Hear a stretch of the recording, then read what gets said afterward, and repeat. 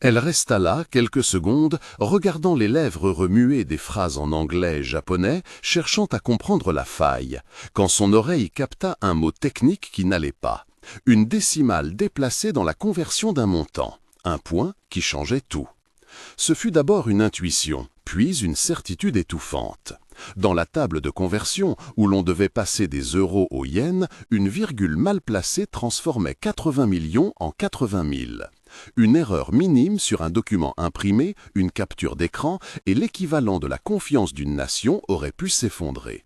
Émilie connaissait ces chiffres, non parce qu'elle travaillait en finance, mais parce qu'elle avait longtemps traduit des textes administratifs au ministère, avait passé des nuits à recalculer des tableaux et à vérifier des normes.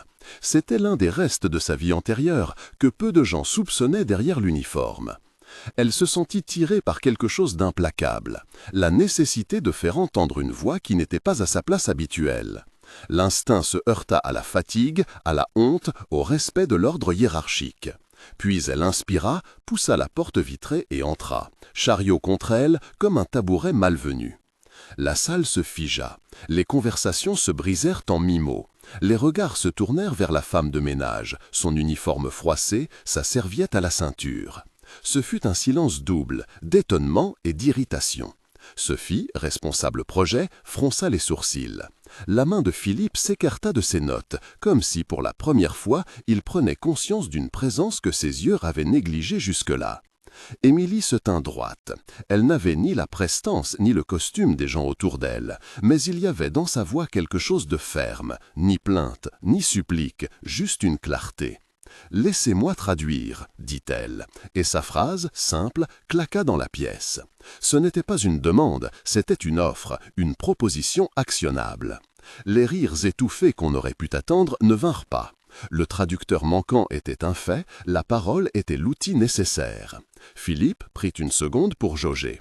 Autorité, prudence et sans doute l'instinct d'un homme habitué à ce que les problèmes se règlent vite. « Vous savez traduire » demanda-t-il, mais il savait déjà la réponse. Son regard chercha l'origine de la certitude qui émanait d'elle. Émilie fit un pas en avant. Son sac en bandoulière contenait des carnets, des fiches écrites de sa main, des traductions relues pendant des pauses volées. Elle avait appris à rendre un texte fidèle au sens et à la culture qu'il portait. Elle prit la tablette posée sur la table, l'écran qui affichait le contrat, et commença à parler, non en un flot, mais en notes justes, précisant les unités, expliquant la méthode de conversion, relevant l'erreur. La virgule avait été déplacée dans la cellule de calcul. La conversion automatique importée depuis un ancien fichier était périmée. Elle nomma la conséquence. Si le montant semblait être 80 000 yens au lieu de 80 millions, les partenaires risquaient de penser que la contrepartie proposée était dérisoire et l'accord ne tiendrait pas. La délégation japonaise resta muette, ses interprètes étonnés de voir la précision d'Émilie, ses collègues français écarquillant les yeux. Une jeune assistante en bout de table sortit son téléphone pour vérifier les chiffres. Un homme du service juridique se pencha, corrigea la cellule et le montant prit sa vraie taille à l'écran. Un murmure parcourut la pièce, un souffle d'admiration mêlé d'incrédulité. Quand elle eut terminé, la salle applaudit presque involontairement, comme si l'évidence d'un geste simple méritait enfin la récompense d'un son. Philippe la regarda, et dans ce regard il y eut quelque chose de différent. Non plus la curiosité forcenée d'un supérieur qui instruit une anomalie, mais la reconnaissance de l'utilité réelle. « Comment vous appelez-vous » demanda-t-il, comme on interroge une carte d'identité. « Émilie Dubois » répondit-elle. Sa voix ne tremblait pas. Le chariot appuyé contre sa jambe semblait lui rappeler qui elle était ici et ailleurs. Les conversations reprirent, la réunion piocha dans une nouvelle confiance et s'acheva sur des poignées de main. Le contrat, pour l'instant, tenait. Après la réunion, les journalistes internes s'étaient rués sur l'anecdote. Un stagiaire avait filmé l'intervention d'Émilie avec son smartphone, pensant sans doute à un moment drôle à poster. La vidéo, prise à la volée, montra la détermination tranquille d'une femme qui, en quelques phrases, évitait qu'une catastrophe. C'était un plan serré sur ses mains, sur le chariot, sur la vitre qu'elle avait franchie. Le titre improvisé disait tout. « La femme de ménage sauve la réunion ». La posture et le ton de la vidéo laissaient transparaître deux émotions contraires, admiration et malaise. Dans le couloir, Sophie l'attendait. Elle était l'incarnation de la politesse corporate, tailleur impeccable, talons nets, un sourire qui ne montrait pas toujours les dents. « Vous n'aviez pas à entrer comme ça, dit-elle, voix glacée sous son masque de convenance. Il y avait dans ces mots une accusation sujette à bruissement. La foule d'employés qui passaient par là sentait la scène comme une épreuve. Émilie resta silencieuse.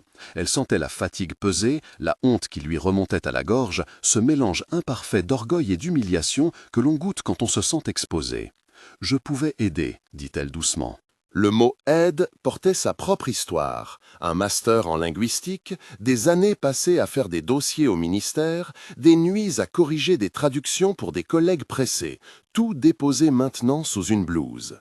Sophie sourit, mais ce sourire n'était pas pour apaiser. « Ce n'est pas votre place, vous devez respecter les procédures. » Son ton fut entendu par plusieurs, et dans la salle, l'on vit déjà la bataille morale. L'ordre contre le service, l'apparence contre l'efficacité. Philippe, averti, passa à travers le groupe et posa une main sur l'épaule d'Émilie. « Merci », dit-il simplement. Il était un homme habitué aux politesses calibrées et aux effets, mais sa main sur l'épaule contenait une décision prête à bouger. « Pouvez-vous venir dans mon bureau quelques minutes ?» proposa-t-il. Là, à l'abri des regards curieux, les mots prirent une autre épaisseur. Il existait chez Philippe une curiosité qui avait fini par devenir préoccupation. Comment un talent aussi précis et utile était-il resté au-dessus des radars de l'entreprise? Il y avait, derrière les chiffres, une faille organisationnelle. Il voulait comprendre et peut-être réparer. « Vous avez un CV ?» demanda-t-il, sans attendre.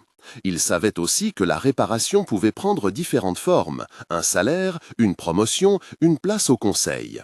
Mais il y avait déjà, dans la résolution immédiate du contrat, un choix à faire entre spectacle et justice. Émilie répondit par un demi-sourire. Elle expliqua avec la franchise d'une vie trop pleine de retenue qu'elle ne cherchait pas la promotion. Son refus parut au premier mot comme une nuée d'orgueil. Elle avait choisi ce travail par nécessité, pour rester proche de Lucas, son fils, dont la mauvaise nuit valait davantage que tous les entretiens. Elle parlait du garçon avec une économie de mots qui disait l'immensité autrement. Lucas avait une maladie neurologique infantile. Son traitement, ses rendez-vous, les voyages pour des consultations spécialisées coûtaient cher, environ 200 000 $ pour un protocole adapté. Approximativement, une somme qui forçait sa mère à jongler entre deux vies. Elle gardait la dignité de refuser une offre d'emploi qui la priverait de la disponibilité nécessaire pour les rendez-vous médicaux. Dans la voix d'Émilie, il y avait cette double loyauté, la volonté de s'élever par une reconnaissance professionnelle et la responsabilité d'une présence maternelle. Philippe écouta, touché et probablement incapable d'imaginer la vie nocturne d'Émilie. Cours en ligne suivis pendant des pauses, dossiers relus à la lumière faible d'une veilleuse, soirées où elle traduisait pour d'anciens collègues pour un maigre complément de revenus. Il comprit que l'embauche simple et directe ne réglerait pas tout. Il y avait une portée humaine à cette histoire qui dépassait la gestion du personnel. « Nous devons en parler », murmura-t-il, plus à lui-même qu'à elle. Dans les jours qui suivirent, la vidéo circula. Les réseaux internes la diffusaient, puis la version externe émergea. Quelques minutes de courage mises en scène avec la maladresse de la viralité. Les commentaires affluèrent, oscillant entre louange et condescendance. Certains saluaient la présence d'esprit d'Émilie. D'autres y voyaient une curiosité qu'on pouvait compartimenter et montrer comme une anecdote de bureau. Ce cliquetis des opinions fit vibrer des choses plus profondes. Le regard social sur les emplois modestes, la facilité de transformer une personne en symbole éphémère. Cécile, la DRH, prit l'affaire avec sérieux. Elle savait que l'angle médiatique était dangereux si on le laissait agir seul. Elle voyait l'opportunité d'articuler une vraie réponse institutionnelle.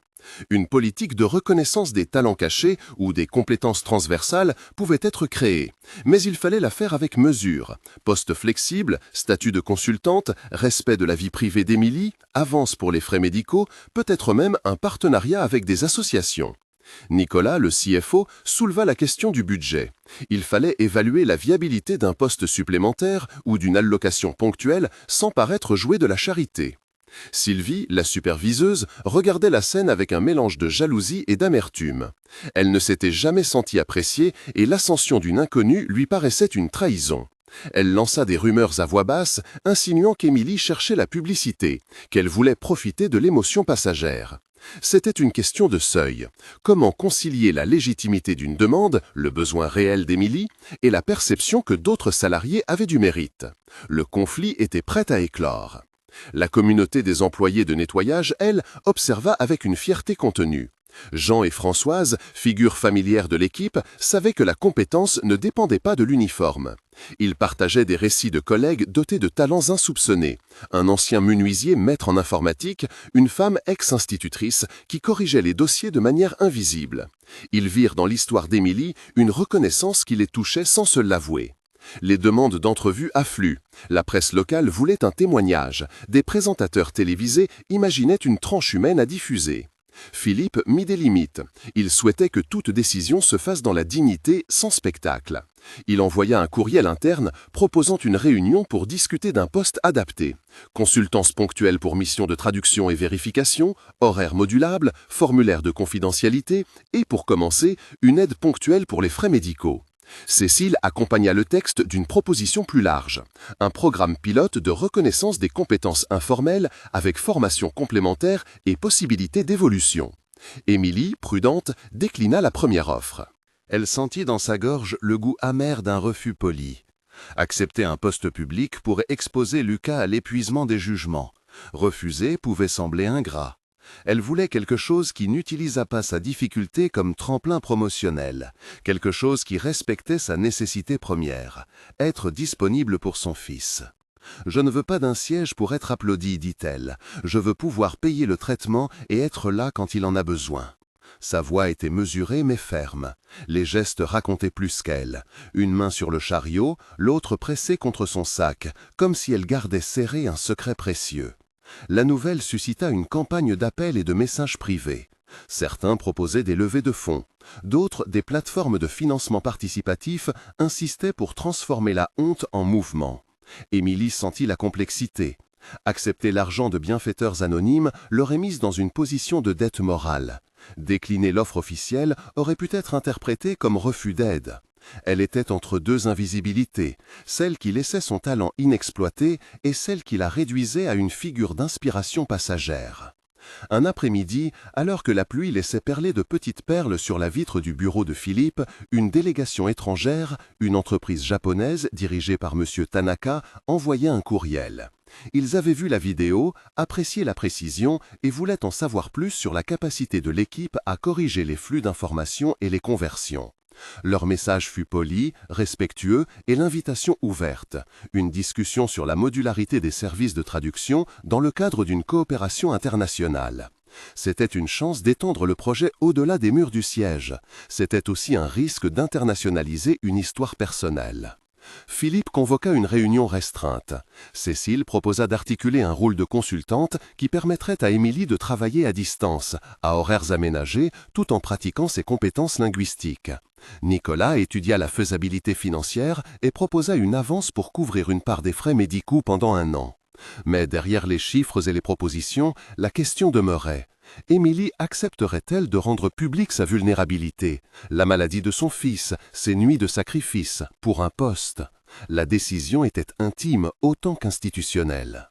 La décision d'Émilie prit la forme d'une pause prolongée. Elle revit, dans un faisceau de mémoire, son master en linguistique, les mots, les labyrinthes des phrases, la joie d'avoir un sens nouveau à chaque texte. Elle se souvint aussi des nuits où Lucas, minuscule et fragile, avait besoin d'une mère éveillée.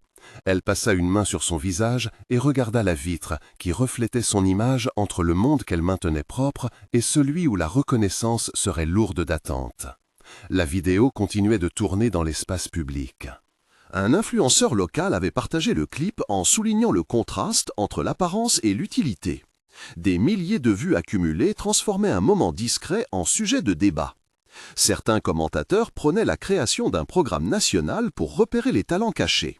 D'autres se montraient plus cyniques. Les débats enflèrent et la direction sentit la pression. Il fallait agir juste. Mal agir aurait été pire que de ne rien faire. Émilie passa une soirée à faire des calculs simplifiés qu'elle ne montrait à personne.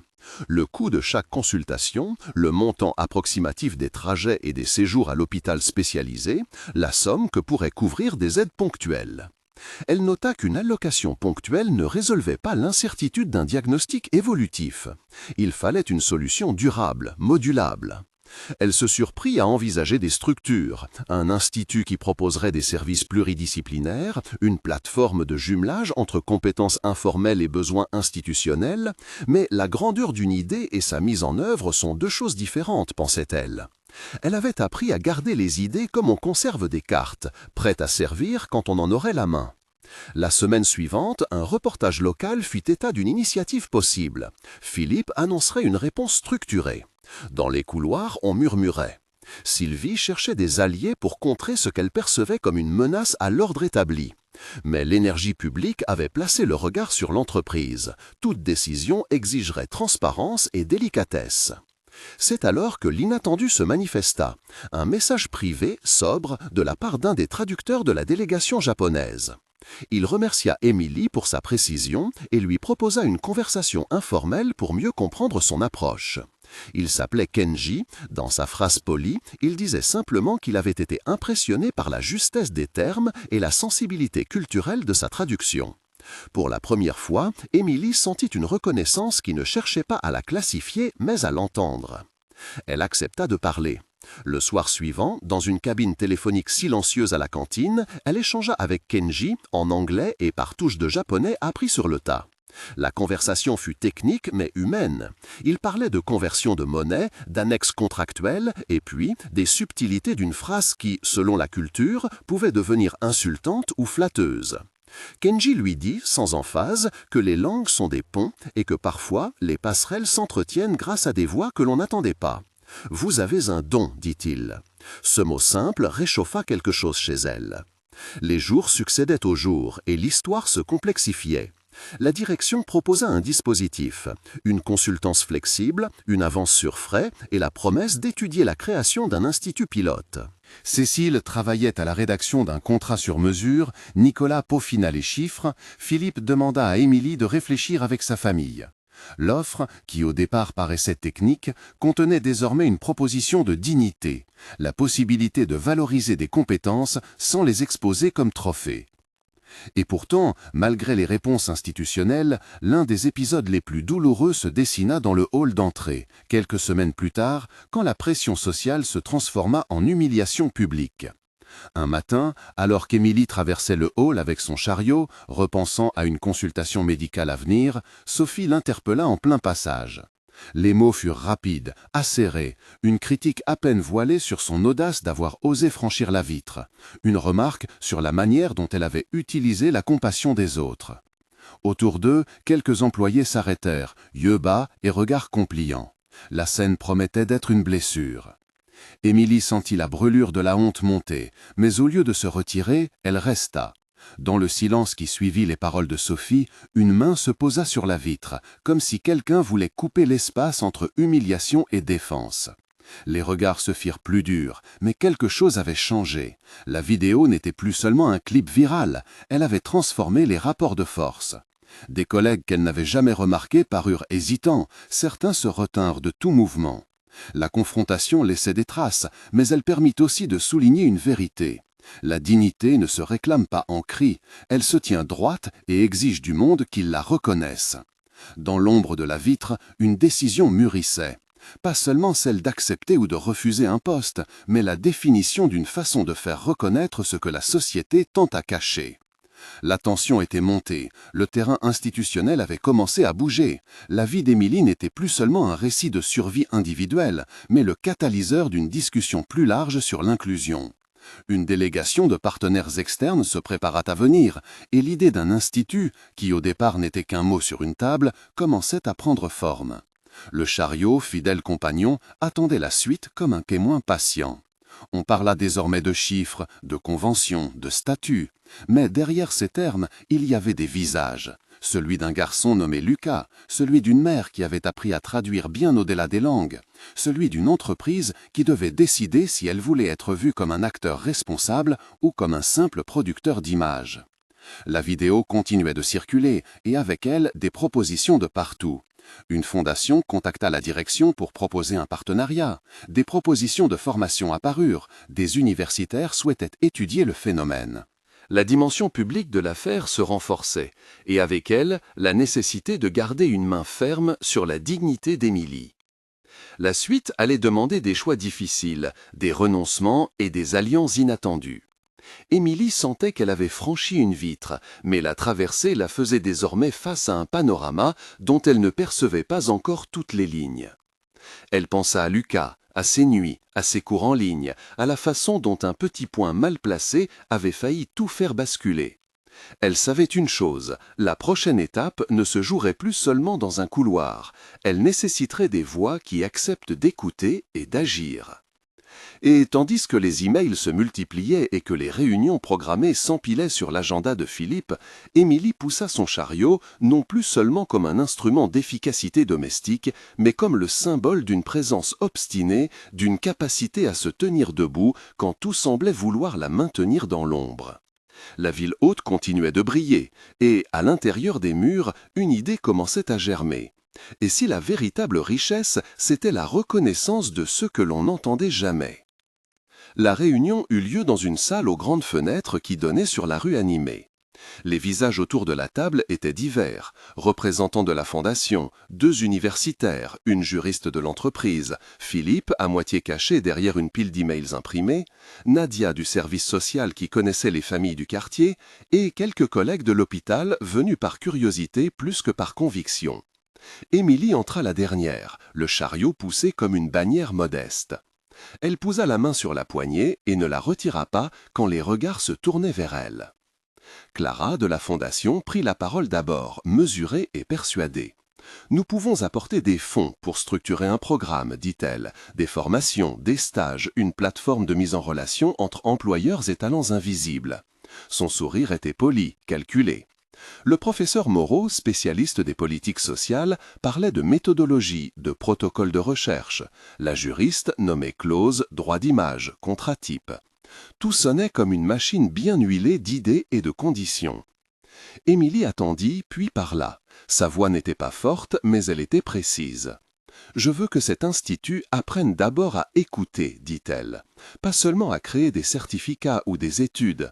Si vous voulez travailler avec nous, il faudra que ceux dont vous parlez aient voix au chapitre, signés dans chaque décision. Pas des consultations de façade, des postes payés, des espaces où l'on enseigne, pas où l'on regarde. » Un silence parcourut la table. Philippe regarda Émilie comme on regarde une conseillère appliquée, un peu étonnée de sa clarté. « Nous ne pouvons pas accepter que tout soit imposé, répondit Clara. Il y a des attentes des bailleurs, des rapports à rendre. » La juriste nommait clause, droit d'image, contratype. Tout sonnait comme une machine bien huilée d'idées et de conditions. Émilie attendit, puis parla. Sa voix n'était pas forte, mais elle était précise. « Je veux que cet institut apprenne d'abord à écouter, dit-elle. Pas seulement à créer des certificats ou des études. Si vous voulez travailler avec nous, il faudra que ceux dont vous parlez aient voix au chapitre, signés dans chaque décision. Pas des consultations de façade, des postes payés, des espaces où l'on enseigne, pas où l'on regarde. » Un silence parcourut la table. Philippe regarda Émilie comme on regarde une conseillère appliquée, un peu étonnée de sa clarté. « Nous ne pouvons pas accepter que tout soit imposé, répondit Clara. Il y a des attentes des bailleurs, des rapports à rendre. »« Des rapports, oui, mais pas au prix d'un effacement, répliqua Émilie. Si un garçon comme Lucas doit apparaître dans un projet, il doit être payé comme intervenant, ou son consentement doit être révisable. Si vous voulez filmer, vous filmez pour documenter des compétences, pas pour vendre une émotion. » La juriste avala sa salive. Le professeur Moreau esquissa une note dans son carnet. Nadia appuya Émilie, parlant des familles déjà stigmatisées par la caméra et les hashtags. Un collègue, Malik, qui avait observé l'incident dans le hall, ajouta « On a peur ici que cela devienne spectacle. Je veux que mes patients ne se transforment pas en objets d'études publiques. » Les négociations prirent ainsi la forme de petites escarmouches, chacune mesurée. La fondation proposait un financement souple, mais s'attendait à une visibilité. La juriste posait des limites sur la réutilisation d'images. L'université promit anonymat quand possible, mais cherchait l'accès aux données pour publication. Philippe, qui faisait l'équilibre entre prudence et occasion politique, proposa un comité de gouvernance où seraient représentés les usagers. Mais la formulation resta floue. Émilie demanda de préciser combien de sièges, quelles conditions de rémunération, quel rôle concret. On passa aux définitions. Émilie proposa le nom « Atelier de reconnaissance », un lieu d'apprentissage et de valorisation, pas un simple centre de documentation. Dans l'atelier, dit-elle, on proposera des ateliers de savoir-faire, couture, services numériques, médiation culturelle, mais aussi des formations à la traduction des compétences en certificats valables sur le marché du travail. Et surtout, des contrats courts rémunérés pour ceux qui enseignent. Les termes se transformèrent peu à peu. La Fondation accepta d'étudier une clause limitant les usages promotionnels des images. L'université demanda un protocole d'éthique coécrit avec les participants. La juriste proposa un modèle de consentement rétractable. Philippe, allégé d'un poids, offrit d'utiliser une salle de l'hôpital pour les premières sessions à titre expérimental. Au dehors, Sophie passa devant les fenêtres. On la vit hésiter un instant près de la porte, puis repartir. Elle n'entra pas. Mais quelqu'un dans le groupe remarqua son absence et murmura que la question des relations internes restait à régler. Humilier avait un prix social, mais réconcilier exigeait autre chose que des excuses formelles. Quand la réunion s'acheva, on avait un principe, écrire une charte. Elle serait rédigée par une petite équipe paritaire, membres de la fondation, universitaires, représentants des personnes concernées et une voix externe indépendante. Le calendrier fut serré, 3 semaines pour un projet pilote. Émilie quittait la salle avec une sensation étrange, mi-soulagement, mi-doute. Elle savait combien de compromis seraient nécessaires. Elle savait aussi qu'un cadre écrit ne suffirait pas à changer les regards. Sur le chemin du retour, le bruit de la ville semblait plus proche. Le chariot roulait sur les dalles, le métal crissait. Émilie repensa à Lucas, ses yeux quand il avait compris qu'un geste anodin, pousser son kart, avait touché d'autres. Elle pensa à ses nuits de travail, à l'indispensable école du soir qu'il suivait, au petit ordinateur qu'il avait pris soin d'acheter avec ses économies pour suivre des cours. La notoriété avait ouvert des portes, mais elle avait aussi allumé des projecteurs que l'enfant n'avait pas demandés. Cette nuit-là, elle passa chez lui. La porte s'ouvrit sans bruit.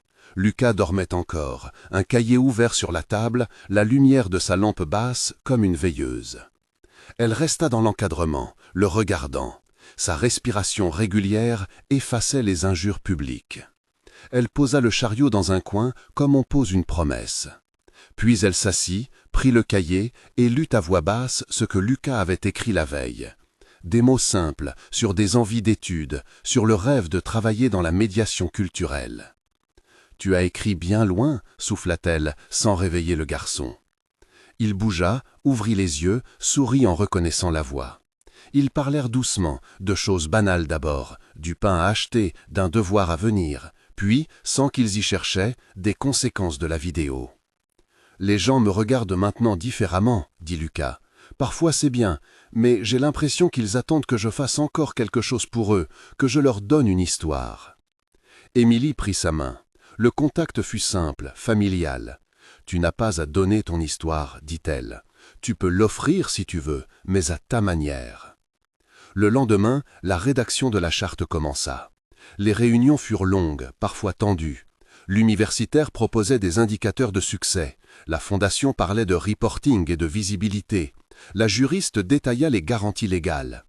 À chaque point, Émilie insistait sur l'humain. Des temps pour défaire le regard de pitié. Des ateliers pour apprendre à traduire des compétences en certificats, des postes de coordination pour des personnes concernées rémunérées. Elle demanda aussi une clause de retrait des images et un droit à l'oubli pour ceux qui le souhaiteraient. La machine administrative se mit en marche, mais elle dut composer avec des surprises. Une petite association de parents du quartier proposa de participer, apportant son réseau. Un journaliste local écrivit un article qui, sans dévoiler de nom, soulignait surtout l'utilité sociale du projet. Cet article ouvrit une fenêtre de bonne volonté et plusieurs appels de personnes qui, jusque-là, étaient restées en retrait. Parallèlement, une agence de communication contacta Philippe, proposant une campagne humanitaire qui, derrière des promesses esthétiques, laissait peu de contrôle aux personnes filmées. Philippe, tiraillé, adressa le dossier à la commission et à Émilie. La tension montait. Financer l'atelier demandait des ressources, mais accepter des offres mal cadrées aurait été trahir le principe. Émilie se trouva à dire non à ce qui brillait mais vidait de sens. Ce refus pesa, car sans visibilité, l'argent serait plus dur à trouver. Mais elle se souvenait de Sophie dans le hall, de la brûlure de la honte. Elle préférait des dossiers modestes et honnêtes à des campagnes spectaculaires qui transformeraient la douleur en marchandise.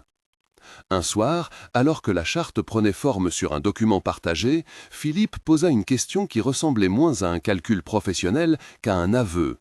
Comment faire pour que ce soit durable? Comment empêcher que, dans 6 mois, tout retombe comme avant? Émilie regarda la feuille, puis la fenêtre où la ville haute scintillait. Elle pensa aux petites victoires, la fondation prête à discuter, l'université acceptant une commission d'éthique coécrite, Nadia prête à assurer le lien social. Elle pensa au visage du quartier, aux mains de ceux qui travailleraient dans l'atelier. « On commence par sécuriser des emplois, répondit-elle, des postes stables, même peu nombreux au début. Et on garde la parole collective. La charte ne doit pas être un parchemin à part, elle doit servir aux gens qui vivent ici. Si nous arrivons à ce que ceux dont on parle prennent les décisions, alors ce sera vivant. Sinon, ce ne sera que paperasserie. » Les mots tombèrent comme un plan possible. On se mit d'accord alors sur une première équipe pilote. 3 postes rémunérés, un local prêté par l'hôpital pour 6 mois, un protocole de collaboration avec l'université et l'interdiction formelle de réutiliser des images à des fins commerciaux sans nouveau consentement explicite. Quand la décision fut prise, une légère euphorie traversa le petit noyau d'alliés.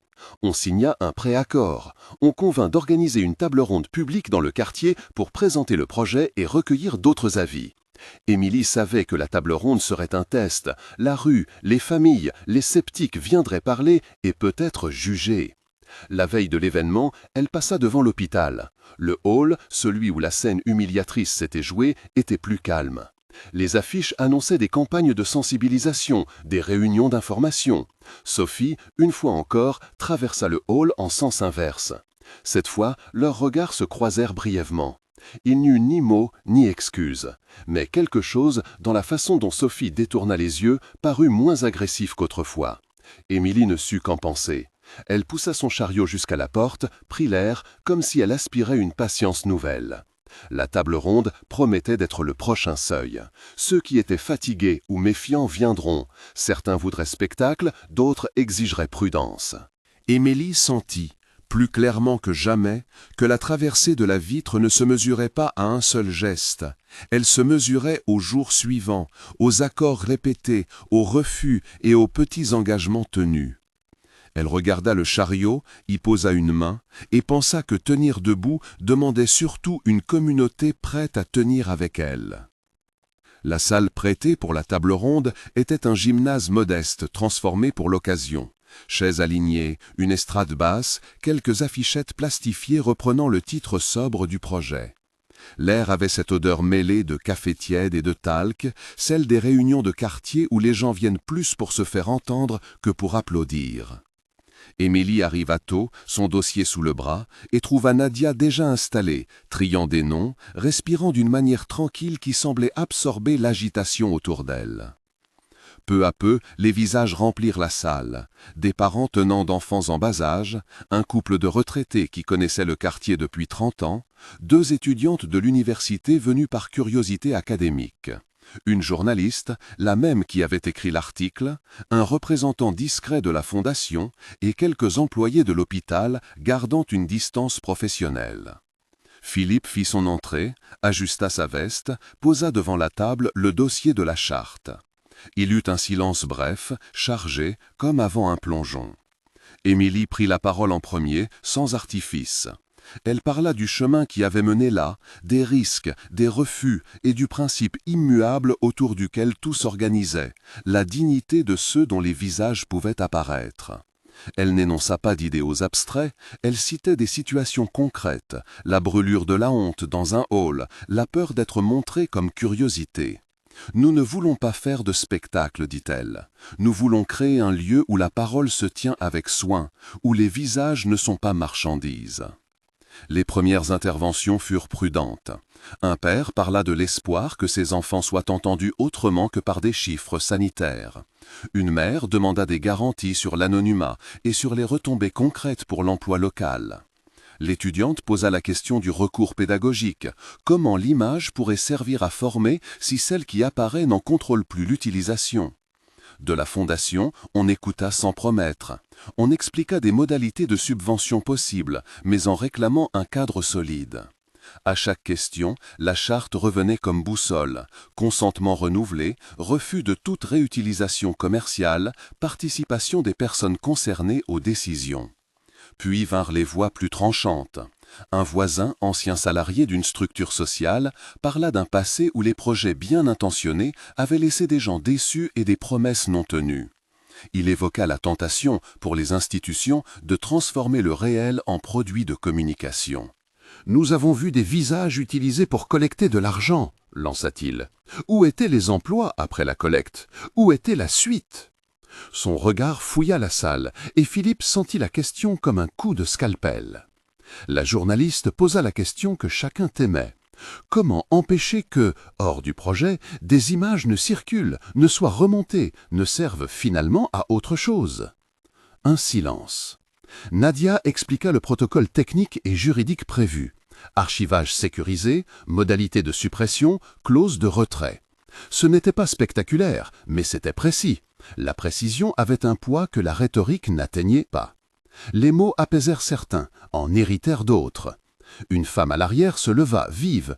Et si quelqu'un change d'avis dans un an, qui revient chercher l'image? Qui la supprime de ce qui aura été déjà diffusé? Émilie sentit la question comme une épine et répondit sans détour.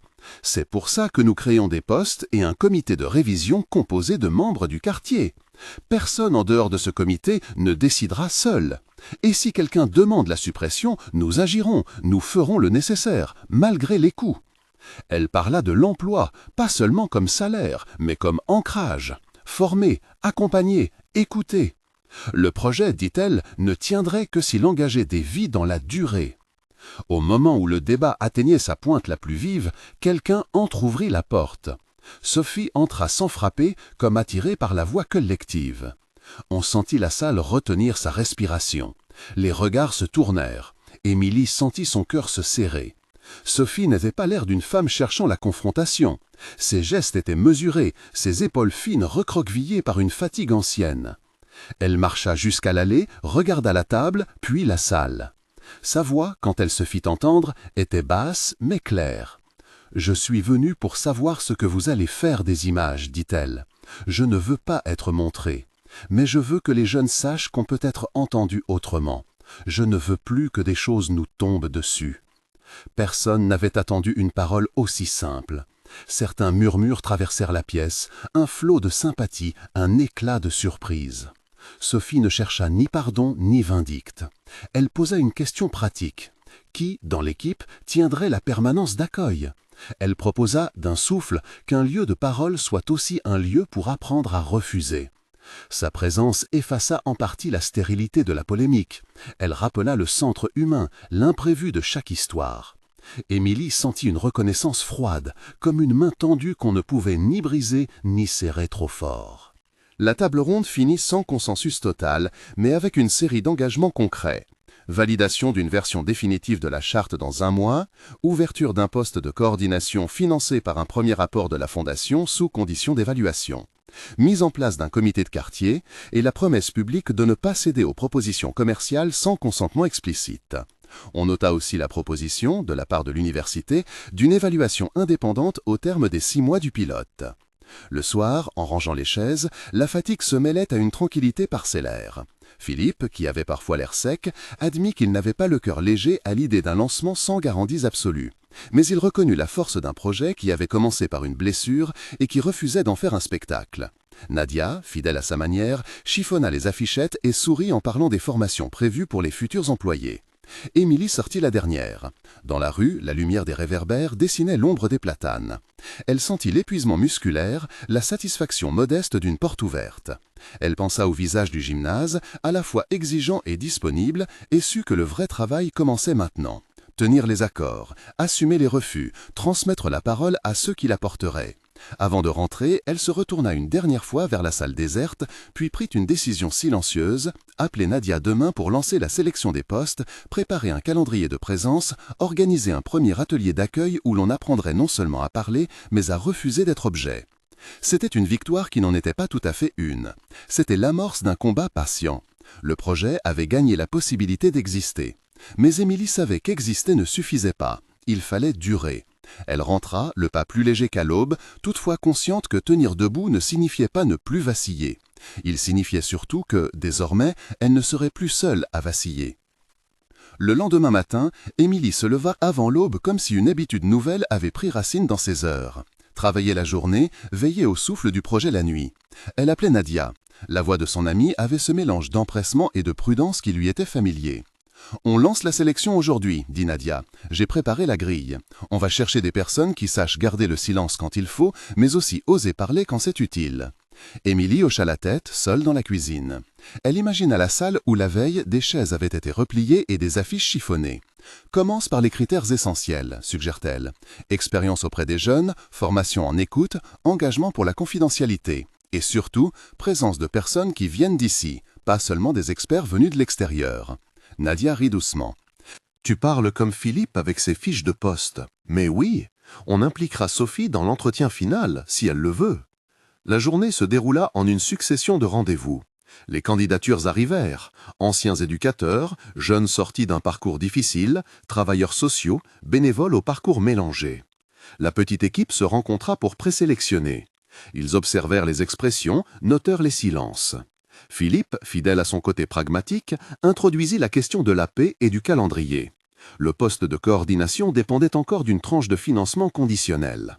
Nadia parla de mentorat et d'atelier. Émilie expliqua le rôle du comité de quartier, la permanence d'accueil où l'on apprendrait non seulement à parler, mais à refuser d'être objet. Les premiers ateliers eurent lieu dans le gymnase, transformé pour l'occasion en salle d'accueil. Tapis roulés, chaises en cercle, une table où l'on avait posé du thé et des biscuits. Les jeunes vinrent en petits groupes. Sophie fut présente au premier atelier. Immobile comme une pierre posée au bord d'un ruisseau, elle ne s'imposa pas, mais elle accepta de parler, puis d'écouter. Son regard était devenu plus assuré. Parfois, il s'éclairait d'un humour sec qui surprenait. Le programme comportait des modules simples et directs. Écouter sans poser de jugement, sécuriser la confidentialité, expliquer les règles de consentement, apprendre à dire non à une caméra. On fit des jeux de rôle. Lors d'un exercice, on simula la présence d'un médiateur de presse. Un des stagiaires prit la place d'un journaliste pressant. Et si on voulait faire un portrait? Et si on demandait une image forte? Les réponses des participants permirent de dessiner la charte en actes. Toujours vérifier le consentement écrit, informer sur l'usage des images, prévoir un droit de retrait explicite. Sophie observa l'exercice. Puis, à la surprise générale, elle prit la parole d'une voix plus ferme qu'à l'ordinaire. « Il faut apprendre à dire non autrement. Quand je dis non, souvent on me regarde comme si j'avais menti. Toi, Émilie, tu dis que l'on va apprendre à refuser d'être objet. Commencez par croire ceux qui refusent. » Sa remarque fila comme un fil de soie qui retint l'attention de tout le monde. Les semaines suivantes établirent une routine fragile. Entretien, formation, réunion du comité de quartier, ajustement de la charte. La fondation donna son premier versement à la condition qu'un rapport d'étape soit remis au bout du pilote de 6 mois. L'université confirma l'évaluation indépendante. Tout semblait tenir par des accords écrits, des paroles prononcées dans des assemblées parfois tendues. Et pourtant, un malaise persistait. L'espace où l'on protégeait la parole restait vulnérable aux pressions extérieures. Un après-midi, alors que le soleil déclinait et que les murs du gymnase prenaient une teinte dorée, un homme se présenta à la permanence. Il était jeune, la casquette renversée sur la nuque, et il tenait un petit appareil dans la main, un geste qui trahissait la pratique des images rapides. Il déclara qu'il effectuait un travail pour un journal local. Il demanda à parler au coordonnateur. « Nous ne faisons pas de témoignages spontanés ici, » déclara Nadia sans haine mais sans détour. « Si vous êtes journaliste, vous devez respecter nos règles, demande écrite, consentement, droit de retrait. » L'homme sourit d'un air qui voulait paraître conciliant. « Je comprends, dit-il, mais parfois une image suffit. On montre et ça fait bouger les choses. »« Pas à n'importe quel prix, » répondit Émilie. Elle sentit le talon d'une colère froide se poser dans sa poitrine. La vieille peur que la blessure devienne marchandise, que la souffrance serve un effet plutôt qu'une aide. Nous avons décidé de ne pas céder au spectacle. Vous pouvez contacter notre service de presse et nous verrons. » Le jeune homme partit, l'air de croire qu'il avait juste effleuré un obstacle bureaucratique. La salle se referma derrière lui, mais la question demeura comme un écho. Jusqu'où le projet saurait-il résister aux appels du dehors? Le comité se réunit d'urgence. On parla des pressions médiatiques, de la tentation des financements conditionnels, de la nécessité d'une ligne claire. Philippe souhaitait un seuil mesurable de résultats. Nadia voulut des espaces de sécurité. Émilie proposa une clause stricte, refus catégorique d'images identifiables sans consentement éclairé. Possible usage de témoignages anonymisés, sans visage, sans nom, contrôlés par le comité. Sophie, quand on la consulta, demanda calmement que l'on mette en place un accompagnement juridique pour toute personne filmée et que l'on propose systématiquement une contre-expertise psychologique avant toute décision de coopération. La charte fut amendée. On ajouta une clause. Toute demande externe devait être soumise au comité et inclure un plan de protection des personnes filmées. Le document, signé par les membres, fut affiché dans la permanence. Il ressemblait à une roche polie, simple, solide, mais il restait vulnérable aux assauts. Puis survint l'incident. Un soir, à la sortie d'un atelier, un des jeunes, Malik, passa la porte en riant. Il avait l'énergie d'un garçon qui venait de se sentir écouté pour la première fois. Il envoya un message à un ami pour raconter l'atelier. Le message contenait une courte séquence. On y voyait des visages flous mais reconnaissables, des mains qui applaudissaient, des mots prononcés trop fort. Quelqu'un, à l'autre bout de la chaîne, n'avait pas conscience des règles. Il publie le clip sur une plateforme très regardée. En quelques heures, le fragment fit le tour d'un petit réseau. Commentaires, jugements, réactions abondantes. Le montage amateur donnait à la scène un ton sensationnel. Quelques internautes ajoutèrent légendes et interprétations. Sophie fut la première à s'en rendre compte. C'était une voisine qui l'appela, la voix nouée, pour lui demander si c'était elle sur la vidéo. Sophie répondit comme si on lui posait une question simple. « Non », dit-elle. Mais ses mains tremblaient. Elle chercha la séquence. Elle vit une image où, même floue, on devinait sa silhouette. Elle sentit la gorge se serrer. Les semaines d'efforts, la tentative d'instaurer un lieu sûr, tout cela semblant se défaire en un petit mouvement de doigt. La nuit qui suivit fut mauvaise. Sophie resta éveillée, regardant les notifications se multiplier. Elle reçut des messages de soutien, elle reçut aussi des messages d'accusation. Certains commentateurs se prirent à théoriser, à juger sans connaître. La permanence se transforma en cour de justice virtuelle où l'on débattait de ce qu'on voyait sur un écran. Le matin, Émilie et Nadia se retrouvèrent devant la porte, connues et fatiguées. Le groupe se réunit en urgence. On fit l'inventaire. Qui avait publié? Comment faire retirer? Quelle démarche légale? Philippe appela un avocat qu'il connaissait. Nadia contacta des collègues de l'université qui proposèrent d'activer la procédure de droit à l'oubli et de signalement. Mais tout cela prenait du temps, et pour Sophie, le temps était déjà une blessure ouverte. Lors de la réunion, Sophie parla peu.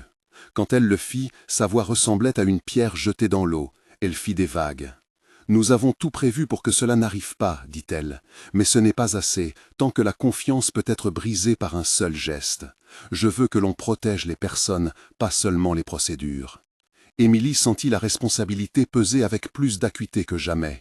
Elle proposa une série de mesures immédiates, rencontrer chacun des jeunes dont l'image avait été diffusée, leur proposer un accompagnement psychologique, organiser des rencontres publiques pour expliquer la charte et lancer une campagne claire, non sensationnaliste, pour réclamer le retrait des contenus. Philippe, qui avait longtemps misé sur la raison, reconnut la nécessité d'une réponse à la fois ferme et humaine. On envoya des demandes de retrait aux plateformes, on mobilisa l'université pour intervenir comme tierce partie. Les premiers retours furent lents, les commentaires existaient et s'enroulaient autour de la vie privée d'autrui. La machine des images tournait sans souci des conséquences. Au milieu de l'agitation, une certitude se fixa dans l'esprit d'Émilie. La lutte pour la parole ne serait jamais seulement interne. Elle devait apprendre à se défendre contre un monde qui avale et recrache les histoires, sans se soucier des visages qu'il broie. Cette pensée ne lui donna pas de repos, mais elle lui donna une stratégie. Elle écrivit un message clair pour le comité de quartier. Priorité à la sécurité des personnes, pas à la visibilité. Usage de la parole quand et seulement quand elle est voulue. Et, plus que tout, présence active auprès de ceux qui avaient été exposés. La journée s'acheva dans un calme tendu. Sophie resta pour organiser des rencontres individuelles, Nadia planifia des séances de formation complémentaires sur la gestion des réseaux, Philippe se chargea de formaliser la procédure légale. Émilie, enfin, prit la décision d'aller rendre visite à Malik et à ses parents. Elle voulut voir de ses yeux comment le projet tenait au creux des vies quotidiennes. Lorsqu'elle entra chez eux, la lumière du salon était basse, la télévision éteinte. Malik était là, assis sur le canapé, toujours souriant mais moins léger qu'avant. Sa mère l'accueillit avec un mélange de reconnaissance et de méfiance. Ils parlèrent longuement, de la vidéo, de la circulation des images, des craintes, des rumeurs. Émilie écarta des gestes et des mots inutiles. Elle resta à l'écoute. À la fin, Malik serra la main d'Émilie comme pour fermer un chapitre et en ouvrir un autre, celui où l'attention se maintient. En refermant la porte, Émilie sentit un poids et une promesse. Le projet n'était plus seulement une idée, il était le tissu fragile des vies qu'il servait. Il faudrait désormais tisser avec prudence, avec fermeté et surtout avec la certitude que chaque goutte d'effort compte quand la vague des images menace d'engloutir la dignité des autres. La lutte continuait.